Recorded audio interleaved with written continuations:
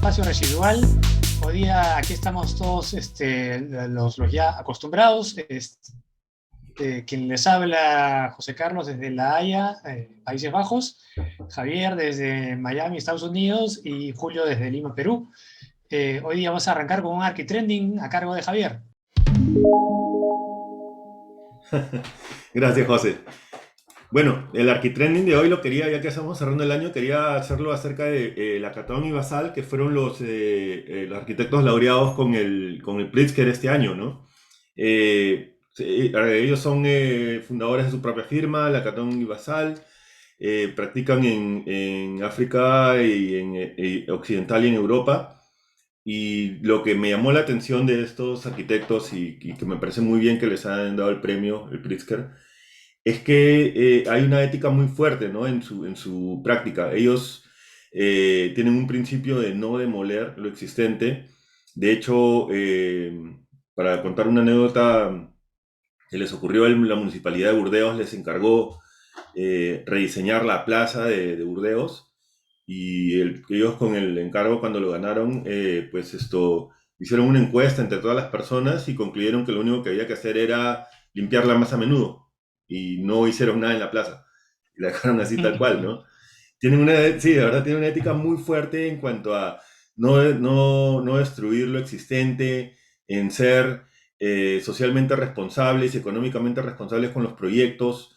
Yo los considero como, no sé, como arquitectos que son posteriores a, creo, una etapa en la arquitectura muy icónica, muy destinada a hacer el edificio como un objeto flamboyante, un objeto icónico, ¿no? Que está dentro de esta cuestión de social media, que te genera muchos likes, que todo el mundo quiere tomarse la foto, pero que realmente no resuelve problemas de fondo, ¿no? Estos son los primeros arquitectos que son posteriores a eso y donde uno de los proyectos que que es uno de los más famosos, es una remodelación de 530 viviendas en Burdeos, ganó el Mies Award en el 2019 y básicamente era un edificio de los tantos de vivienda social, cuadrados y todo, y su propuesta fue extender los balcones, ¿no? Hacer una estructura que se soporte por sí misma, pero que les daba a los habitantes pues un espacio más funcional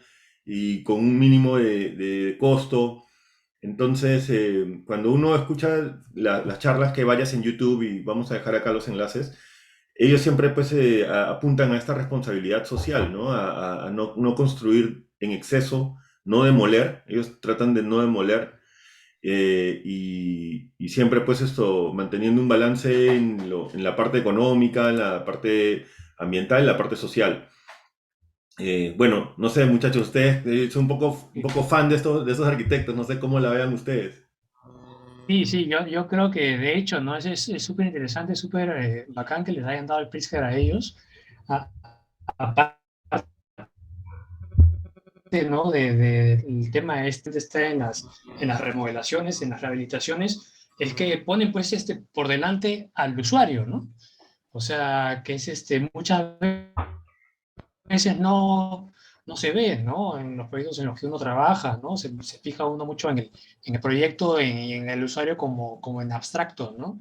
Y no finalmente en el usuario final y cómo lo va a usar y quizá poniéndose en la piel de ellos, ¿no? De ver de cómo le pueden dar más calidad a un espacio, ¿no? No sé qué te parece, Julio, a ti.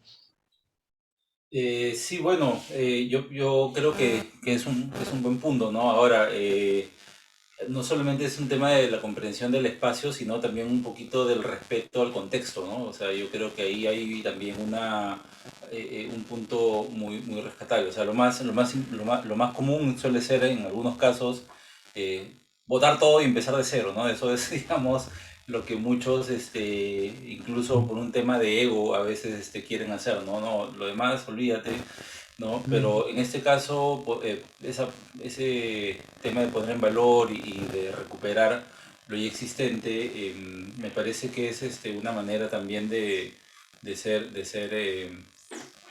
comprensivo con el valor de lo que ya existe, ¿no? Me parece súper rescatable. No sé en el caso de Basal, em, yo sé que él nació en Marruecos, ¿no? En Casablanca, lo estábamos viendo la vez pasada un poco en la definición de cada uno de ellos. No sé si tenga que ver, porque él, claro, él es francés, pero a veces venir de otro lado te da una visión distinta, ¿no? O sea, no quiero ponerme una metáfora futbolística, pero a veces una persona que viene a jugar en un equipo desde otro país, no tiene como que otro juego, ¿no? Y te genera un horizonte distinto. En el caso de la arquitectura puede ser igual, ¿no? Que a veces tengas una visión muy distinta y un enfoque que le das valor a cosas que otros no ven. No sé. Claro, creo que uno de sus primeros encargos cuenta, hay una anécdota que ellos construyen un edificio en África, no recuerdo si fue en Marruecos, donde lo hacen pues de paja y todo, y a los 2 años se voló todo el edificio.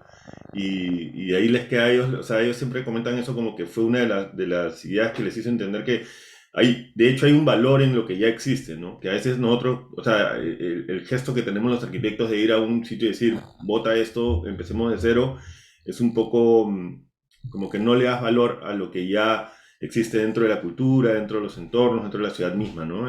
Tiene un poco que ver con eso. Bueno, muchachos, me parece que ha sido un buen año y me gustó mucho que le dieran el premio a ellos porque, como decimos, no suelen ser reconocidos estos esfuerzos. Eh, pero bueno, ese ha sido el Arquitrending de hoy. Díganos si a ustedes también les gusta o no les cuadra, lo que sea, dejen sus comentarios, por favor. Y bueno, pasamos al siguiente bloque. Hola a todos, aquí estamos de vuelta. Tenemos a una invitada esta vez, Marilia Martínez, arquitecta venezolana, que nos visita en esta nueva edición de Espacio Residual.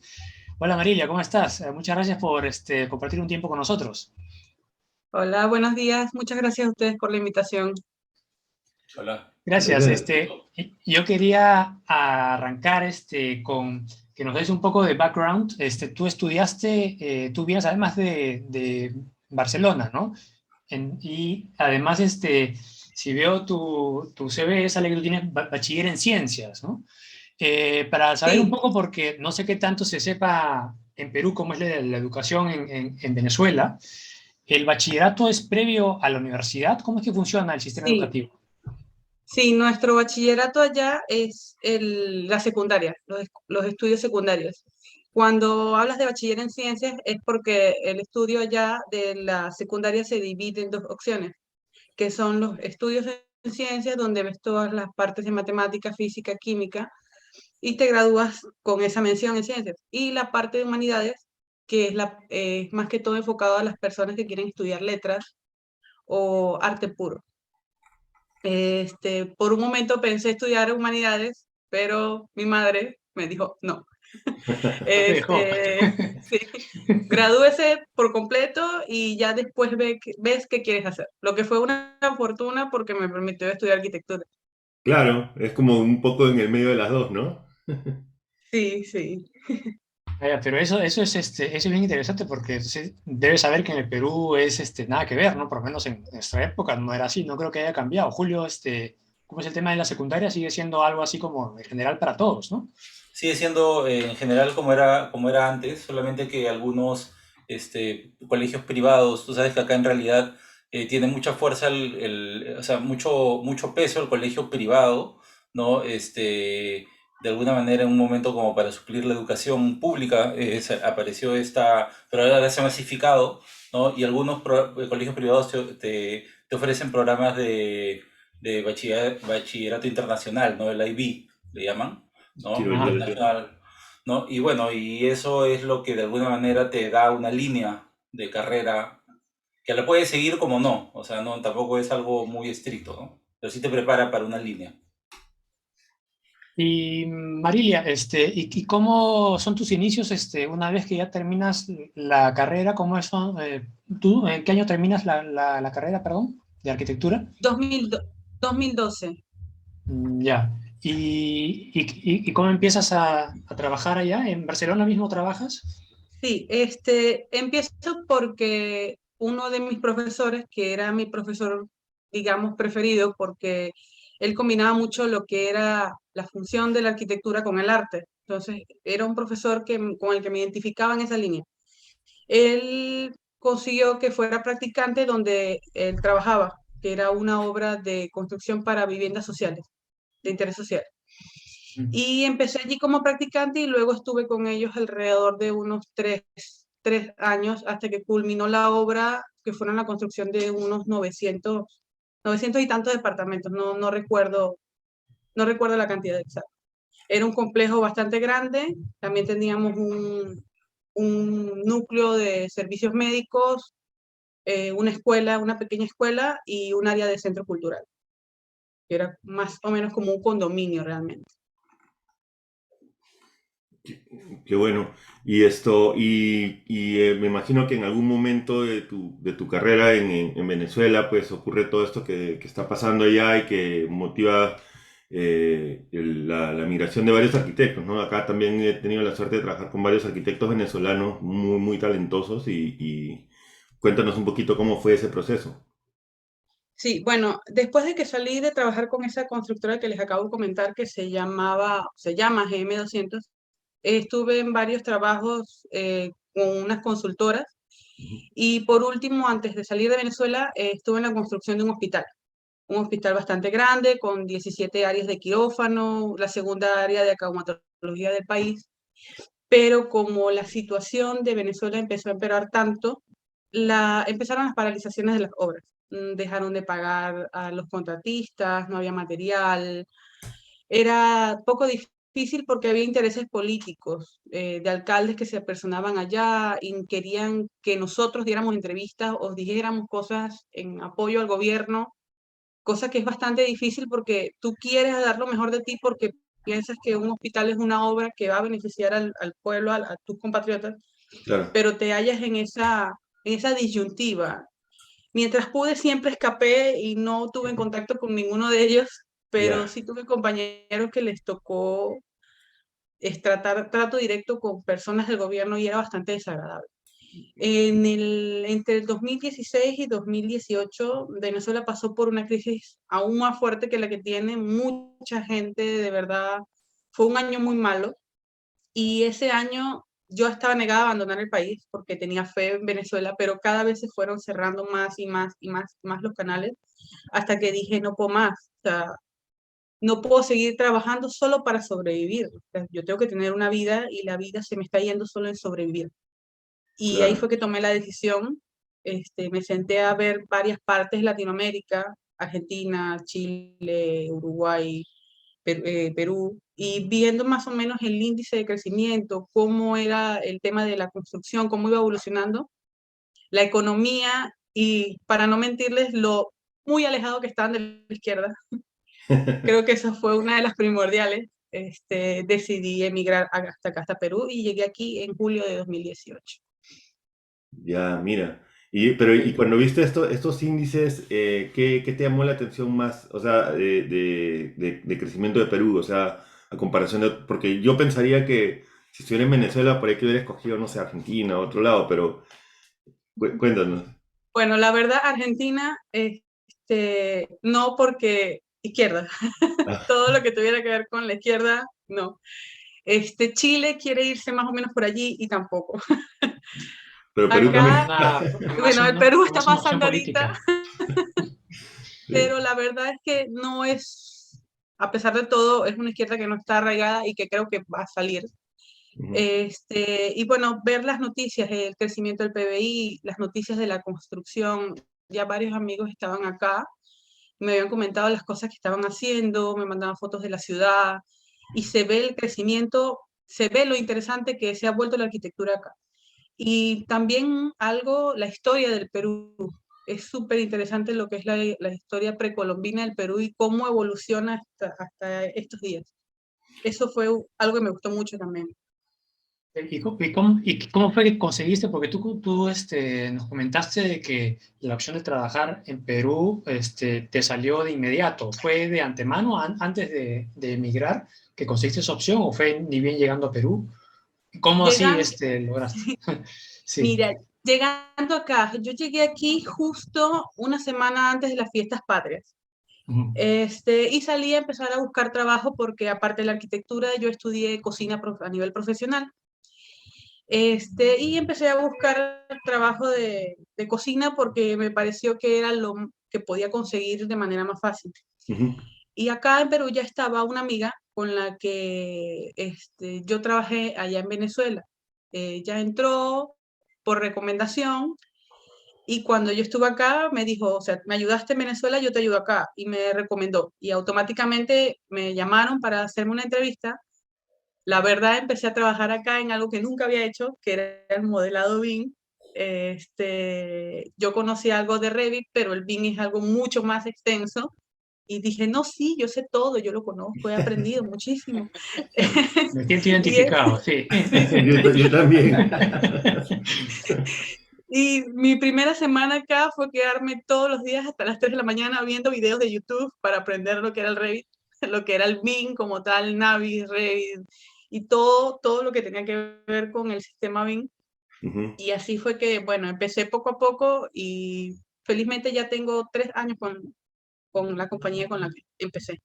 Ahora, yo creo que eso ese proceso, ¿no? Esa experiencia que en realidad es, creo que todos nos hemos reído porque todos hemos pasado por ahí, ¿no? Pero eso creo que es muy propio de, ¿no? De ese carácter de reinvención que tenemos los arquitectos, ¿no? Yo siempre digo, no te preocupes, claro que conozco de eso. Nunca en mi vida lo he hecho, pero inmediatamente que digo eso me voy a averiguar de qué se trata y profundizo y llamo a los que tengo que llamar para volverme un especialista al menos en corto plazo, ¿no? de aquello y poderlo desarrollar, porque finalmente creo que tenemos esa virtud, ¿no? ¿Te ha pasado mucho en la carrera?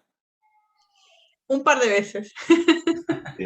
No, y que como que refuerza esa idea de que, oye, que yo siempre digo que, o sea, hay cosas, o sea, el BIM, Revit y todo eso se puede enseñar y se puede aprender. Y como vemos, María, no te tomó mucho tiempo de agarrar la onda, pero las habilidades suaves, o sea, el tener ese espíritu de decir, bueno, voy a agarrar esto, voy a conseguir esto, esas son cosas que son bien difíciles de encontrar y creo que siempre cuando uno llega a otro país, como en el caso de José y yo, el mío y el tuyo, Julio también tuvo una etapa así, pues esto es valorado, ¿no? De verdad, la condición de uno de venir a otro país, a otra sociedad y querer integrarse y querer y no dejarse de cerrar la puerta en la cara y decir, bueno, voy a intentar como sea, ¿no? Esto Sí. es valorada, ¿verdad? Yo siento que eso a mí me ha ayudado bastante, pero me parece perfecto que te ha ido bien también.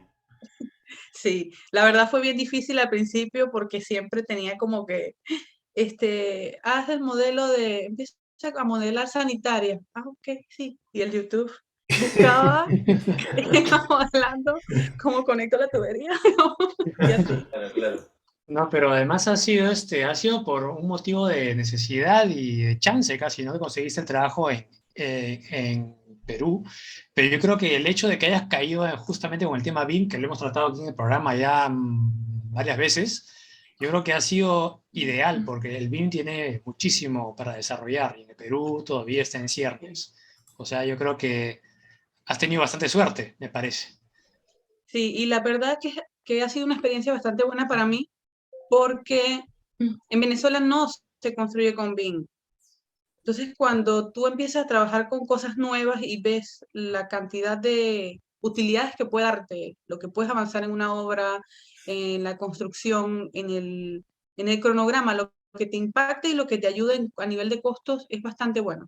O sea, los programas para mí fue una impresión bastante grande llegar acá y trabajar con programas de realidad aumentada, por ejemplo, que son excelentes para avanzar a nivel de ejecución de obra. Te permiten solucionar muchísimas cosas, que antes no la veías porque la veías en un papel a nivel 2D. Y no es lo mismo tenerlo levantado y ver todo lo que interfiere en una situación o en una partida que verlo a nivel de una planta. Se te ayuda bastante. Y bueno, muy, muy bueno para mí en el aspecto de que en Venezuela no lo vi. Y algunas veces pienso, ojalá mi país se arreglara, llevaría muchísimas cosas que he aprendido acá a Perú y las pondría en ejecución allá, o trataría de por lo menos sembrar un poquito la idea entre mis conocidos a ver si crece algo. Claro, de hecho que sí, pero eso, o sea, yo he visto que, como te comentaba, he tenido la experiencia de trabajar con varios arquitectos venezolanos acá y de verdad el talento que tienen ustedes es bien grande, ¿no? Eso creo que en última siempre es un pasivo que tenemos en algunos países latinoamericanos y a veces Sí. no se ve tanto en otros lados o sea, la calidad de educación no es como muchas veces se piensa que es mala, al contrario, es muy elevada, ¿no? No, Y o sea, de verdad hay universidades en Latinoamérica que no tienen nada que envidiarle en cuanto a contenido. Quizás sí, infraestructura, otras cosas, sí, pero siempre hay ese pasivo, ¿no? sí, Y, la verdad que he y- tenido y- la oportunidad de ¿no? trabajar con arquitectos excelentes también, con los que he aprendido muchísimo, y es eso, la educación Mm. latinoamericana en muchos lugares no tiene nada que envidiarle a la de otros sitios. Ya, claro. Una cosa que te quería consultar, y en el tema constructivo en sí, ¿has visto muchas diferencias en la manera como se construye en Perú y cómo se construye en Venezuela? Sí, Por lo menos, bueno, ya sabes que en Lima no llueve, ¿no? O sea, que te olvidas de cálculo de las canaletas, qué sé yo, ese tipo de cosas, no. exactamente, sí. Sí, y no sé qué otras cosas más te has encontrado que son muy diferentes a cómo se construye allá. Bueno, principalmente una de esas de la lluvia, habían días donde tenías que paralizar porque volteabas o hoy va a llover. Entonces decías, oh, estamos moviendo tierra. No, los muros de tierra armada. Entonces tenías que paralizar porque se venía, es como que abrieras el grifo de la ducha y cae agua, hacía chorros y chorros y chorros y luego cierras y sale el sol. Entonces, Claro, pero claro. se me malogró el muro. No. A nivel de la parte que es la mampostería como tal, nosotros más que todo los tabiques se hacen de bloques, de arcilla, ese tipo de cosas. La resistencia del concreto para la estructura, allá siempre se usa 250, acá es menos, pero el acero acá las concentraciones de acero son más altas, asumo que por el tema sísmico. ¿Usan más, Eh, usan más prefabricados allá? allá no se ve mucho el tema de prefabricados y casi no hay uso del drywall, cosa que acá es Ah, bastante común. Allá ya. casi todo es mampostería, o sea, las construcciones de los edificios, todo se hace con mampostería. Y sí me intrigaba mucho cuando veía los planes, decía muro de drywall. Claro, Y claro. entonces ves a tus Ya, compañeros y dicen, oye, ¿eso no es cartón? Te dicen así. Claro. ya. Una Se pregunta, te intriga un poco. bueno, me queda claro pues que el tema de la industria ha sido muy golpeado actualmente, ¿no? Sin embargo, antes, ¿cómo era la industria de la construcción allá?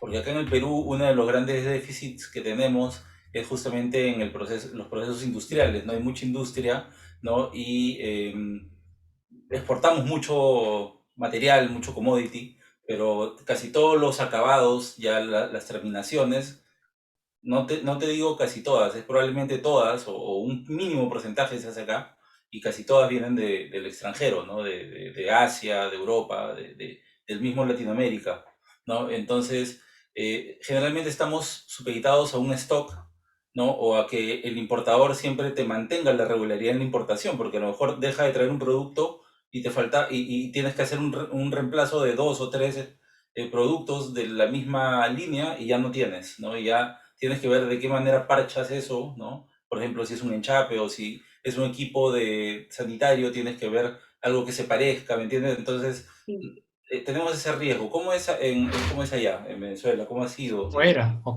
cómo Bueno, era antes? Sí. bueno, Bueno, antes, cuando yo estaba iniciando a ejercer, conseguías todo. Se producía el acero en las partes de Guayana. Tenías acabados por ejemplo, enchapes de primerísima calidad. Producían cemento, pero poco a poco, a través de las expropiaciones, cuando el gobierno empezó a tomar las empresas productoras de ese tipo de rubro, fueron decayendo y decayendo. Lo que era, por ejemplo, habían la CBG Conacal, que era la productora de piedra chancada, la que exportaba y trataba todo el tema de la piedra chancada, que era importantísimo para la construcción, se vino a pique también. Igual que las cementeras, la parte que producía fierro. Entonces, durante un tiempo, el que construía casi que todos los materiales, si querías algo bueno, no todo tenía que ser importado. Ya para mediados de 2018, por ejemplo, en el hospital donde estuve trabajando, todos los acabados fueron importados, porque no había producción nacional suficientemente alta para cubrir la demanda que necesitaba ese hospital, que era tan grande. Claro. Y poco a poco, después de las expropiaciones, empezó a decaer el mercado. Lo que antes producíamos ya no lo tenemos. Ya. Marilia, ¿qué te parece si vamos a una pausa y luego nos puedes mostrar a lo mejor alguno de los proyectos en los que, o alguno o algunos de los proyectos en los que hayas trabajado? Listo, excelente.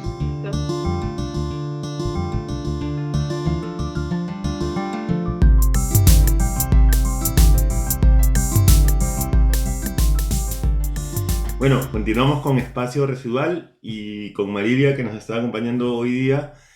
Marilia, por favor, si nos podrías mostrar alguna de las obras en las que has estado trabajando. Sí, a ver, esta es la primera obra donde estuve. Se llamaba Parque Vidoño. Estos fueron 997 viviendas de interés social. Fue trabajado para unas comunidades que vivían aledañas a la zona de una refinería. Hicieron una invasión, que son asentamientos humanos no controlados, y era bastante peligroso porque estaban al costado de una refinería. La idea de este conjunto era, y aparte había muchas personas que vivían en pobreza extrema. Entonces la idea de este conjunto era sacar a esas personas de las áreas aledañas a la refinería, dándole una vivienda que fuera adecuada para las necesidades que tenían que tenían, las necesidades básicas, que estuviera más o menos en una zona metropolitana cercana para que no sufrieran el impacto de una mudanza tan fuerte. Esto fue también un trabajo mucho que tuvo que ver con interés social, porque no solo era construir la vivienda y ponerlos allí, se tuvo que hacer capacitaciones, tuvimos que darle cursos, llevamos psicólogos, gente que los tratara y les enseñara la manera distinta que vivir, cómo tenían el uso del agua, el uso de los recursos del condominio. O sea, fue todo un proceso para lograr integrar a las personas que salieron de la refinería a este conjunto. ¿Y Una cómo obra se llegaron se llegó a completar? ¿Se terminó? Sí, esta obra felizmente se terminó. Ajá. Había un proyecto de ampliación para crear 160 viviendas más, pero al final el proyecto no se dio. Ajá. Pero sí, se reubicaron allí a esas 997 personas que entraron a esa y salieron de la refinería donde su vida estaban en peligro, porque Claro. más de una vez había un accidente o fugas de gases, tenían que evacuarlos por los olores, por los No, claro. gases, una posible explosión. Fue un proyecto que, si bien era una arquitectura bastante sencilla, a nivel social fue bastante interesante. Fue muy bonito la integración a la comunidad en esas viviendas. Acá Sí, lo sí. interesante es, aparte de ese impacto social, ¿no?, que puede generar la arquitectura, es también el hecho de haber tenido que integrar todo este soporte psicológico, ¿no?, todo este proceso de enseñarle a este usuario, ¿no?, a usar su ciudad, su nuevo pedazo de ciudad, ¿no? Porque ellos no tenían el conocimiento, ¿no? Entonces se les está dando algo con lo que van a aprender incluso a vivir en comunidad. De alguna manera es también un aporte a la sociedad, ¿no? El poderles hacer de alguna manera integrarse a una vida un poquito más, llamémoslo, civilizada, ¿no? Sí, sí, la verdad es que fue un proyecto bastante interesante. Aquí aprendí muchísimo porque aquí fue donde aprendí a trabajar la parte del urbanismo a nivel de obra, porque hicimos construcción de vías. Realmente yo empecé trabajando en movimiento de tierra, haciendo vías, haciendo muros de tierra armada, metiendo todo lo que eran las acometidas de alta tensión y drenaje y alimentación de agua. Entonces fue una oportunidad donde este trabajo fue un gran trampolín para muchas otras cosas, porque me permitió tener un conocimiento general más allá de lo que haces en el papel, cuando empiezas esa integración al trabajo y te das cuenta de cómo funciona en realidad la construcción. Eso fue lo que significó para mí ese trabajo, me inicio como un trampolín. Claro. No, buenísimo. Y además me imagino te puso en contacto con lo que es ya la arquitectura construida, ¿no? La de verdad, el manejo de obra y todo eso. Exactamente. El siguiente proyecto, o sea, fue otro que fue muy importante y que valoré mucho trabajar acá. Fue, o sea, a medida, o sea, estuve en la construcción de ese complejo de viviendas y luego estuve con unos consultores haciendo lo que es la parte de hoteles, más cosas turísticas. Pero otro proyecto que me gustó mucho y en el que trabajé que me encantó realmente fue la construcción de un complejo médico en la ciudad de Guanta. Era un hospital tipo 4 donde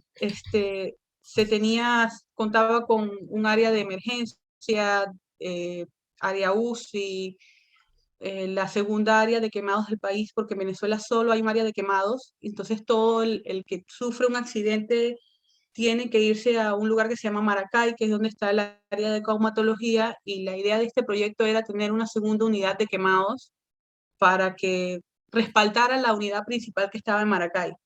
Claro. También había área de tratamientos especiales, donde para la parte oncológica, y era el apoyo del principal hospital de mi provincia, que solo tenía 3 quirófanos. La idea era potenciarlo con 17 quirófanos más, los cuales 5 eran exclusivamente para la parte de maternidad, Ujú. y era un complejo porque él englobaba, aparte del hospital, tenías un área de residencias médicas para las personas que trabajaban ahí, hacían labor allí, y no eran como tal de mi provincia, y la parte de la guardería, que es esta de acá, para los hijos o los familiares de los doctores que allí estaban ejerciendo.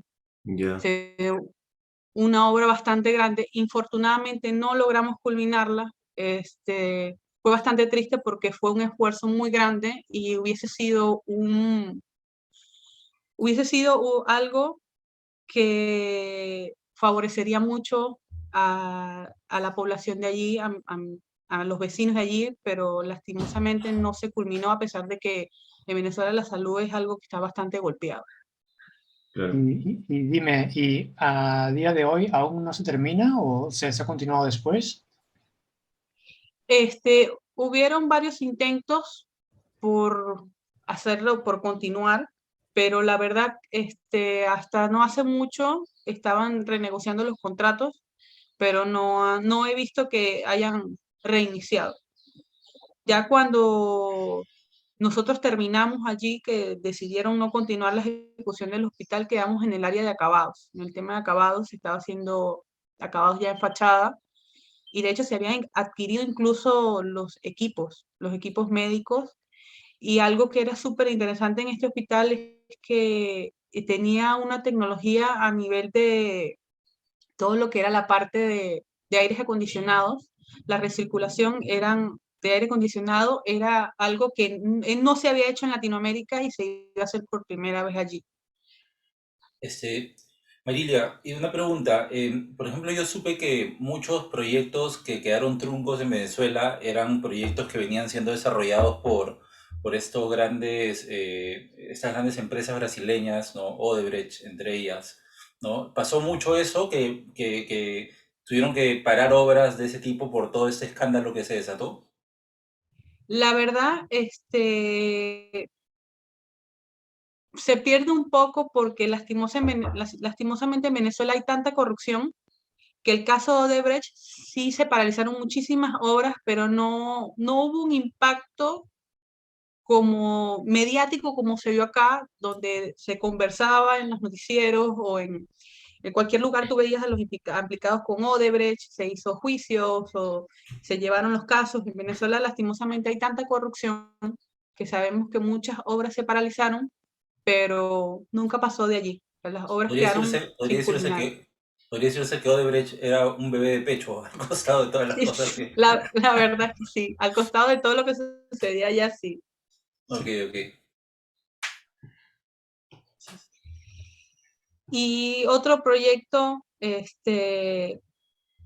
bueno, que es más que todo fue un diseño. Esto fue parte de un trabajo que hice para una escuela un campus universitario de gastronomía. Fue mi propuesta de trabajo de grado. Algo que teníamos en la universidad donde estudié es que la UDO, los profesores se enfocan también en lo que es la parte no solo el diseño de arquitectura, sino el diseño de arquitectura y urbanismo, porque todos mis profesores fueron arquitectos urbanistas, o sea, se graduaron como arquitectos mención urbanismo, y aparte del trabajo a nivel social, tenías que respetar mucho lo que era la parte, integrarte a la ciudad. Este fue un proyecto que se desarrolló en un área llamada Nueva Barcelona, que era la expansión de la ciudad, y buscaba integrar un plan para hacer una nueva área en la conurbación, que estuviera totalmente en diseño y evitar todo lo que era la parte de los asentamientos sociales no controlados. Ellos, o sea, propusimos aquí era un área que tenía diversos usos educacionales, recreativos, comerciales. Entonces, una de las cosas que en Venezuela hace falta son grandes instituciones culinarias. Y como siempre me ha gustado como un hobby lo que es la parte de la cocina, decidí que este trabajo fuera un campus universitario para la parte de gastronomía. Ese fue mi tema de trabajo de grado y es este proyecto que les estoy mostrando acá. Sí, muy bueno, la verdad que está bien ejecutado. Y quedaba en una parte, digamos, donde veo que hay como un cuerpo de agua, una especie de, la parte azul. Sí, esta parte de Nueva Barcelona está ubicada en lo que era, o sea, son partes que tienen muchas lagunas Ujú. y yo siempre bromeo porque tú dices, oye, Puerto La Cruz tú construyes, abres y a los 20 centímetros tienes agua. Aquí en Perú abres y a los 20 centímetros consigues una momia. O sea, las dos cosas te paralizan la obra. Es verdad. Sí. Sí, sí. Ya nos Eh, quedan pocos minutos. ¿Qué te parece si nos muestras un poco el proyecto en que estás trabajando aquí en Perú, allá en Perú, perdón? sí, pues este es el Hometown Condominio, el Ujú. proyecto donde empecé acá. Consta de un condominio de 16 edificios que se están realizando por etapas. Ya la etapa 1 está construida y cuenta con conformidad de obra. Para la etapa 2 salimos de la etapa de construcción y estamos ya esperando la conformidad, que creo que nos las dan esta semana porque ya nos firman los papeles y nos entregan los planos sellados.